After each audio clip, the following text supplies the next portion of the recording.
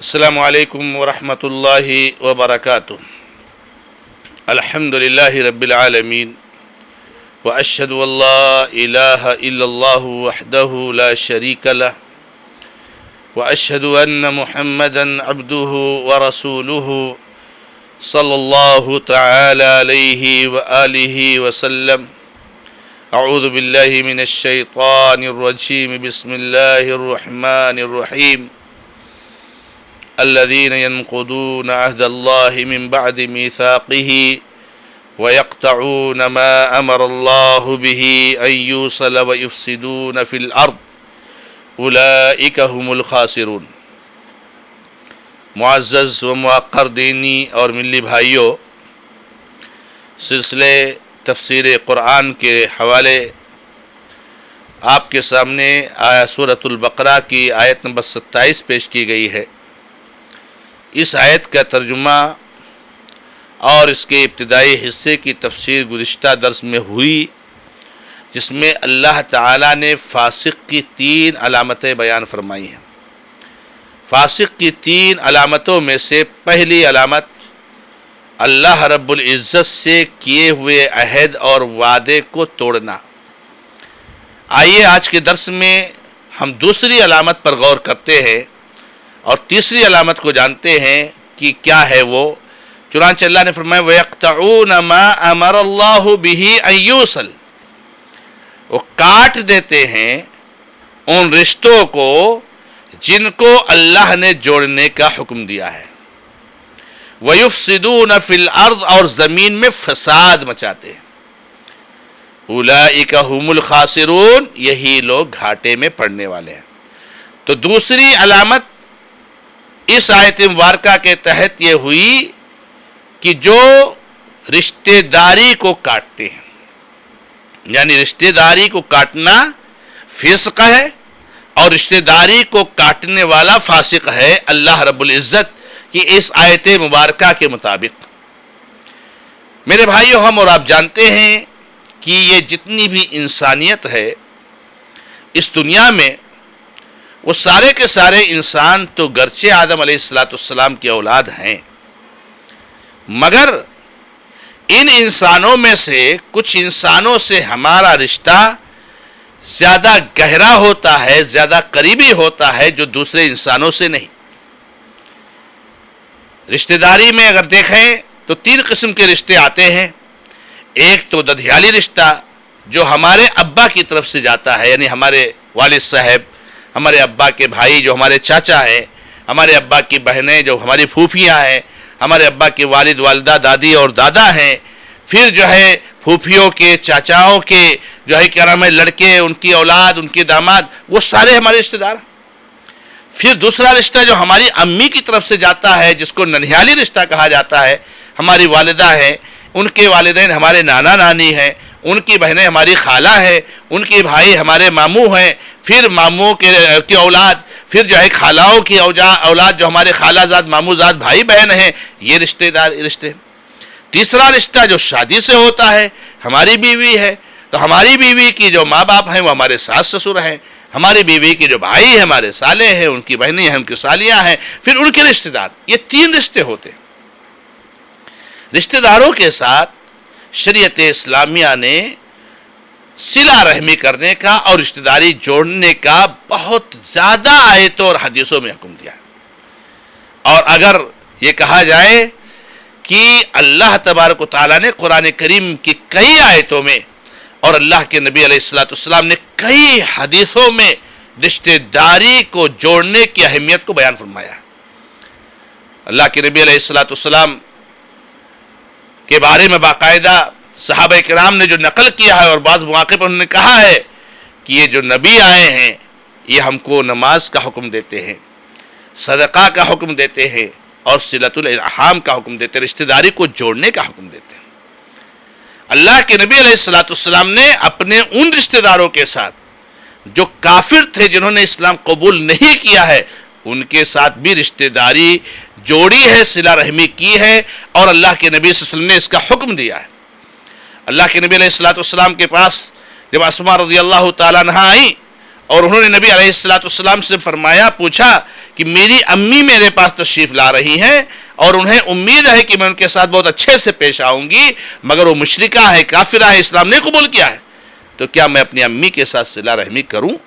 نبی صلی اللہ علیہ وسلم نے عائشہ اسماء رضی اللہ تعالیٰ عنہ سے کہا، سلی کے اے اسماء، اپنی امی کے ساتھ صلہ رحمی کرو، اپنی امی کے ساتھ اسے سلوک کرو۔ قرآن کریم ہمیں اس بات کا حکم دیتا ہے کہ اگر ہمارے ماں باپ مشرک ہیں، شرک کرنے والے ہیں اور چاہتے ہیں کہ ہم بھی شرک کریں، تب بھی قرآن کہتا ہے کہ تم ان کے ساتھ صلہ رحمی کرو، ان کی بات تو نہ مانو لیکن ان کے ساتھ اچھا سلوک کرو۔ وَإِن جَاهَدَاكَ عَلَىٰ أَن تُشْرِكَ بِي مَا لَيْسَ لَكَ بِهِ عِلْمٌ فَلَا تُطِعْهُمَا وَصَاحِبْهُمَا فِي الدُّنْيَا مَعْرُوفًا، اگر وہ دونوں کوشش کریں کہ تم میرے ساتھ شریک ٹھہراؤ جس کا علم تم کو نہیں ہے تو ان کی بات نہ مانو، مگر ان کے ساتھ دنیا میں اچھا سلوک کرو، صلہ رحمی کرو۔ میرے بھائیوں، آج صلہ رحمی کا معاملہ ایسا ہے کہ ہم اور آپ اس معاملے میں بہت پیچھے ہیں، بہت پیچھے ہیں۔ اگر نظر ڈالا جائے اور آدمی اپنے گریبان میں جھانک کر دیکھے، اپنے ضمیر سے سوال کرے، تو پتہ چلے گا کہ شاید کہ ہم میں سے بہت کم ایسے لوگ ہیں کہ ان کے سارے رشتہ داروں کے ساتھ صلہ رحمی ان کی الحمدللہ جاری ہے اور اچھا سلوک کرتے ہیں، ورنہ ہر آدمی کہیں نہ کہیں کسی نہ کسی طرح سے رشتہ داری کے کاٹنے کے جرم میں ملوث ہے۔ کہیں ددھیالی رشتہ متاثر ہے، کہیں ننیالی رشتہ متاثر ہے، کہیں سسرالی رشتہ متاثر ہے، اور اس طریقے سے ہم اس آیت کریمہ میں جو فاسق کی علامت بتائی ہے اس علامت کو لیے ہوئے ہیں، وہ علامت ہمارے اندر موجود ہے اور اس علامت کی بنیاد پر ہم فاسق ٹھہرتے ہیں۔ میرے بھائیوں، ایک بہت بڑا شوشہ اور ایک بہت بڑا شبہہ ہمارے سامنے یہ بتایا جاتا ہے کہ ہمارا رشتہ دار ہمارے ساتھ بدسلوکی کرتا ہے، ہمارے ساتھ برا رہتا ہے، ہمارے ساتھ اچھا نہیں رہتا ہے، تو جب اچھا وہ نہیں رہتا ہے تو ہم بھی اچھا نہیں رہتے۔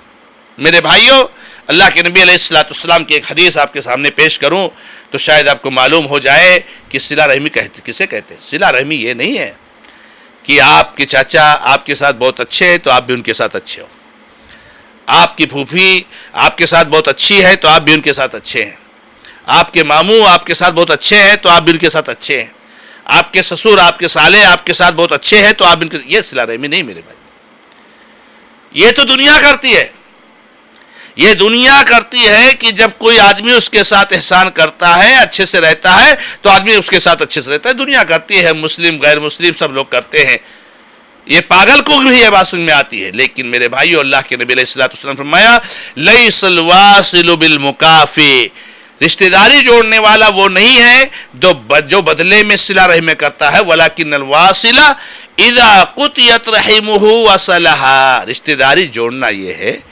آپ کے چاچا آپ سے بات نہیں کرتے ہیں مگر آپ ان کو ملیے تو سلام کیجئے، یہ ہے رشتہ داری کو جوڑنا۔ آپ کے چاچا آپ کے گھر پہ نہیں آتے ہیں مگر آپ ان کے گھر پہ جائیے، خبر گیری کیجئے، حال چال لیجئے۔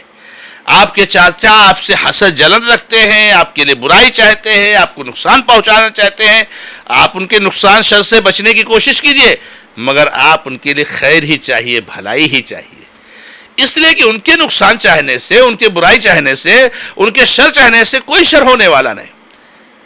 آپ کے چاچا کوئی جو ہے کیا نام فنکشن ہوا، شادی ہوئی، آپ کو دعوت نہیں دیے، آپ ان کو دعوت دیجئے، اس کو کہتے ہیں رشتہ داری کو جوڑنا۔ اور سارے رشتہ داروں کے ساتھ ہم اس معاملے پر غور کر لیں میرے بھائی، تو نبی صلی اللہ علیہ وسلم فرماتے ہیں کہ رشتہ داری کو جوڑنے والا وہی ہے جو جب اس کے رشتے کو کاٹا جائے، سامنے والا کاٹ رہا ہے، بدسلوکی کر رہا ہے، لیکن آپ اس کو جوڑ رہے ہیں، وہ بھاگ رہا ہے آپ اس کے ساتھ جا رہے ہیں، وہ آپ کو بد دعائیں دے رہا ہے آپ اس کو دعائیں دے رہے ہو، تو اللہ کے نبی علیہ السلام نے واضح کر دیا ہے۔ اس لیے ہماری ذمہ داری ہے کہ ہم رشتہ داری کو جوڑیں۔ اور سنیے، اللہ کے نبی علیہ السلام کی ایک حدیث بیان کروں کہ اللہ کے نبی علیہ السلام نے فرمایا کہ من کان یؤمن باللہ والیوم الآخر فلیصل رحمہ، اگر اللہ پر آپ کا ایمان ہے اور آخرت کے دن پر ایمان ہے تو آپ صلہ رحمی کیجیے رشتہ داروں کے ساتھ۔ یعنی صلہ رحمی نہ کرنا صرف مسئلہ یہی نہیں کہ مجھ سے غلطی ہو رہی ہے، صلہ رحمی نہ کرنے والے کا ایمان بھی خطرے میں ہے، کہ اس کے دل میں ایمان بھی صحیح ہے یا نہیں ہے. اس لیے کہ نبی صلی اللہ علیہ وسلم فرماتے ہیں اگر دل میں اللہ پر ایمان ہو، آخرت کے دن پر ایمان ہو تو صلہ رحمی کرو. یعنی جس کے دل میں ایمان ہوگا وہ صلہ رحمی کرے گا. تو یہ دوسری علامت ہے فاسق لوگوں کی. تیسری علامت جو اس آیت کریمہ میں ہے وہ ہے وَيُفْسِدُونَ فِي الْأَرْضِ، زمین میں فساد مچاتے ہیں. زمین میں فساد مچاتے ہیں. فساد میں سب سے بڑا فساد شرک، اس کے بعد بدعت، اس کے بعد لوگوں کے امن و امان کو غارت کرنا، لوگوں کے اندر جو ہے کیا نام ہے جنگ کا ماحول پیدا کرنا، لوگوں کو ایک دوسرے سے لڑانا، لوگوں کو جو ہے کیا نام ہے تکلیف اور پریشانیوں میں مبتلا کرنے کی کوشش کرنے. فساد ہے، زمین میں فساد مچاتے ہیں.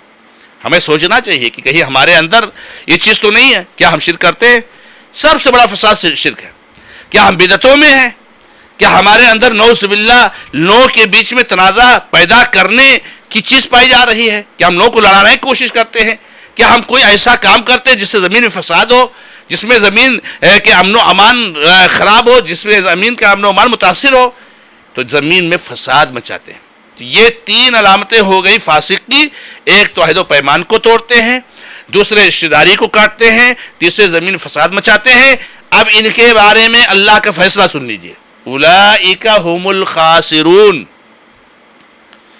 یہی وہ لوگ ہیں جن کے اندر یہ برائیاں پائی جا رہی ہیں جو گھاٹا اٹھانے والے ہیں، خسارے میں پڑنے والے ہیں، یہ لاس میں جانے والے ہیں. ان کو پروفٹ نہیں ملنے والا ہے دنیا میں بھی اور آخرت میں بھی. دنیا میں ان کے لیے جو ہے اللہ رب العزت نے جو ہے پریشانیاں، مصیبتیں اور جو ہے سزائیں رکھی ہیں، اور آخرت کا عذاب العذاب الآخرت اشد وابقى، وہ اور بڑا اور باقی رہنے والا ہے. وہاں تو اور زیادہ اللہ رب العزت نے عذاب تیار کر رکھا ہے. یعنی ایسے لوگوں کو اللہ تعالیٰ نے ہوشیار کیا ہے کہ آپ کے اندر فسق نہیں ہونا چاہیے اور فاسق کی صفت نہیں پائی جانی چاہیے. اللہ رب العزت سے دعا ہے کہ رب العزت ہمیں اور آپ کو سب کو فسق کی علامتوں سے محفوظ رکھے، ہمیں اور آپ کو سب کو پکا اور سچا مومن بنائے. هذا ما عندي والله تعالى عالم والحمد لله رب العالمين وصلى الله على محمد وسلم تسليما كثيرا والسلام عليكم ورحمة الله وبركاته.